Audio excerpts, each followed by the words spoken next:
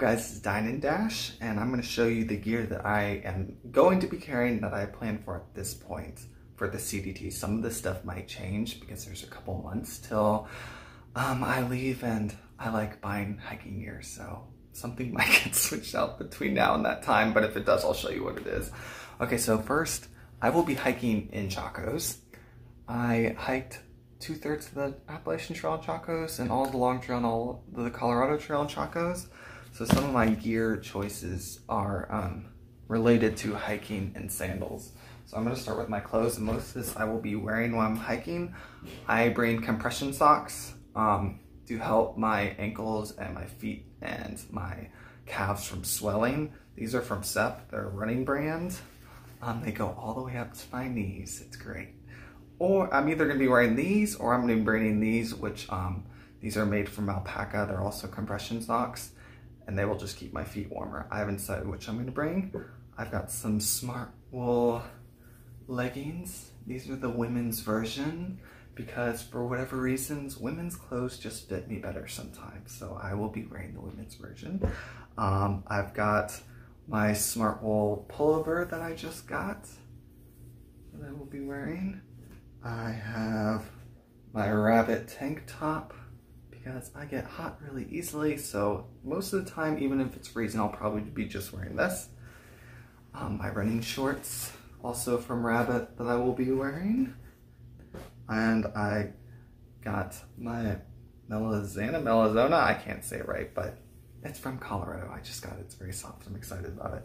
I'm either gonna be bringing this as my backup layer if it's really cold, or I also have an alpaca pullover that I might bring. I haven't decided yet which is coming. I have my Outdoor Research puffy. I don't remember what this is called, but they don't sell it anymore, so it doesn't matter. Got my gloves, and my hands are really sensitive when it's cold out, so I also have puffy gloves that I won't bring unless it's freezing cold out. My Stretchy Hat for when it rains, so I don't get rain in my eyes, because that's really annoying. I have a buff. This one I got on the Appalachian Trail. I may bring this one, I may not. It just depends. I have a couple of different buffs. And this is my towel that I use for when I'm sweaty, which is all the time when it's hot outside. Okay, let's move on to something else. All right, sleep system. This is my Enlightened equipment quilt. I like quilts because I get really hot really easily and I can't sleep if I'm hot, so this allows me to open it up to hopefully cool myself off and then close it if it's super cold out. This quilt is goes down to 10 degrees. It is the wide/long version because most quilts are made just to be up to your head, and then you're kind of responsible for taking care of your head with hats or whatnot. And I don't like that. I like to be able to pull my quilt over my head, so I got the long version. I think it weighs around 25 ounces. My electronics, Anchor battery. This is a big boy. I know it. You can judge me all you want, and I don't care. I'm gonna be careful. And here I've also got a mask because COVID times. My Nightcore headlamp I just got. I'm excited about this because it's tiny and bright, but the brightness only lasts for 30 minutes, so we shall see how helpful that is. I don't like night hiking, so most likely I won't be using it very much anyways. And in this baggie, you may have noticed already that everything has a bag, and then there's probably a bag within that bag, because I learned on the Appalachian Trail that no matter how prepared you are, your stuff is probably gonna get wet anyways, and I really don't want my electronics to be wet. Cords, headphones, cords, outlet, tiny cards for fun. My tiny knife is in here. Yep, that's my knife. I use it for everything. An extra earbud, because that would be tragic if I lost one, which has happened. Some repair tape. And this is my first aid kit. Wow, state of the art. It's got some Band-Aids, it's got some alcohol wipes, and it has my ukulele strings, because that is first aid, I guess. That's just where I decided to put it, was in there. And then my Z-Packs bag that this all goes in. Like I said, bags within bags, within bags, within bags, within bags. This one has seen some days. I had to patch it. There's a couple patches on all my stuff because they were so expensive. And I didn't want to buy new ones. So I'll just keep patching it till the whole thing is patches. Okay, this is my rain gear bag. Also, a bag within a bag. I've got my outdoor research rain jacket that isn't really efficient at keeping me dry anymore because it's been used a lot. Appalachian Trail, Colorado Trail, Long Trail. So it probably needs to be waterproofed. These are my Z-Packs rain pants. They weigh like nothing, and I don't anticipate that they will last very long because they're very thin, but we will see. I haven't actually used them long term yet. These are my waterproof socks, and this is just in case. I will only wear these if I get hit by a snowstorm and I'm hiking in sandals. These will keep me, these will keep my toes from falling off. They're warm and waterproof, and I may be carrying the other pair of socks in addition to that. And then there's my baggie. It's got a tiny carabiner on it because I realized on the Colorado Trail that the weather changes like that. And so I clip this on that side of my bag when the weather looks sketchy because I don't like wearing my rain jacket because I get hot so easily and it just keeps all my heat in, so I end up sweating, so I'm wet anyways. So I am taking it off, on and off, all the time. This is my sleep bag. I've got the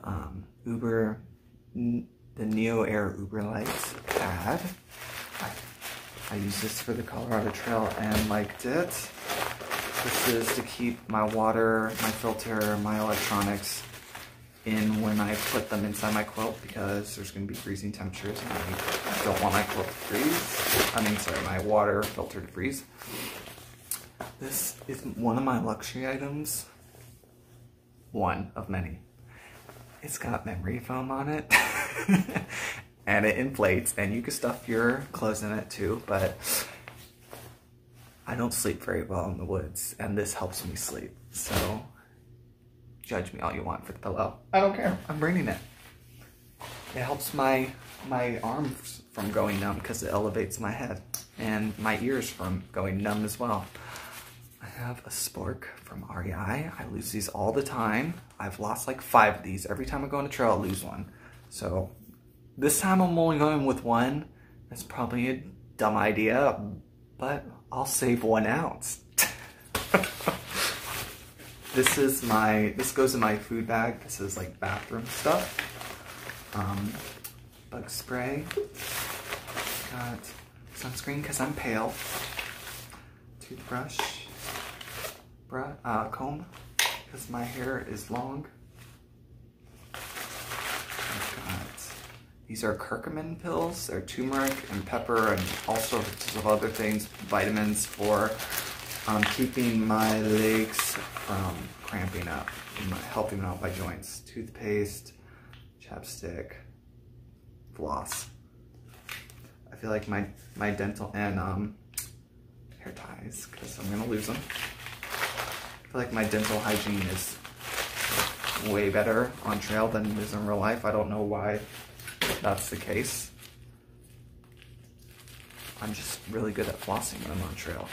This is my poop bag. It's not a Z-Packs bag, just because I've got backpacking toilet paper that's really compressed. I bought like a whole box of them on the Appalachian Trail and I haven't gone through like half of it, so I will be continuing to use it. Hand sanitizer and A&E. This is basically Vaseline. It's for babies' butts, and as you will learn if you go through hiking, the trail will give you some serious butt chafing, which is not fun when you have to hike 20+ miles and your butt hurts. So A&E is a survival tool. In here is my Plexamid Z-Packs tent and my tiny groundhog stakes. I think they're MSR, and the footprint for my tent as well.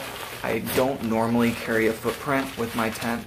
I haven't up until this point, and I decided that I'm going to carry it because I went the whole Appalachian Trail with my sleeping pad not getting a hole in it and leaking air out. And then I went on the long trail with the Plexamid, and my pad immediately started deflating.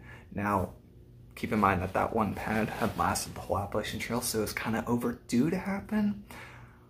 But then I got a new pad and went on the Colorado Trail, and the same thing started to happen. So I think that it's because my tent floor is just so thin, it's not protecting my pad, so I'm just gonna bring a backup footprint to hopefully stop that from happening as quickly this time. I'm probably gonna have to buy a new pad. It's just inevitable. This is my bag for my clothes. This is my bag for my quilt. Trekking poles. They have cork on them, so they're really heavy. I don't know why I felt like I needed to be bougie and get the cork ones, but I like that they have the rounded tops because I hop down a lot and I like the way that feels when I'm pushing down on it. The other one's kind of like a pointed. They sell these at REI. Well, they used to. They don't anymore. So you can't get them, sorry. I have my ice axe so I don't die when it's snowy. Because that was very scary in Chacos. Mainly because my Chacos had no grip left. I have my outdoor ukulele. It's a tenor. It has a low G string. This keeps me entertained when I'm bored, along with cards. This is my heaviest luxury item. It weighs 2 pounds.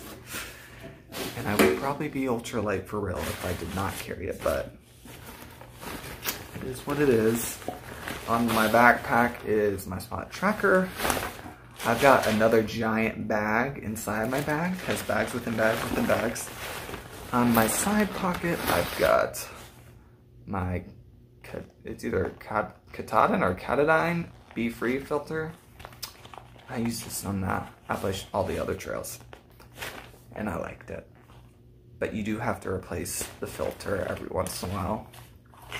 So I have about 5 of these already bought, ready to be shipped out when it dies in a month, because they usually last about a month. But when you first get them, they're so great. They filter so fast. And then I also have my Z-Packs Arc Blast. I think it's 55 liters. I just got it, sent it back to Z-Packs because it had seen some days on the Colorado Trail and the long trail. And the mesh part always rips because my ukulele sits in this part, and I'm very careless about it, and I always throw it down on the ground facing backwards, or I fall backwards to lay on the ground when I'm tired because I don't like taking my backpack off because it's hard to get it back on once you take it off. So I think that's why the mesh keeps falling apart. But it wasn't expensive to repair it, so I'm not really that concerned. If it happens again, I'll just send it back off again. And I'm not gonna get rid of this backpack until it dies. And that's pretty much it. I may bring bear spray. Not sure if I want to do that or not. I'm still deciding on that. And I'm also going to be bringing my camera that I'm recording with right now that you can't see. It's an Osmos Action from DG, I think is how you say it.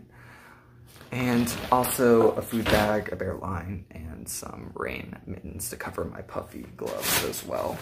These so they don't get wet when it's cold and rainy. But those are on the way still, so I don't have them here to show you. And that is it.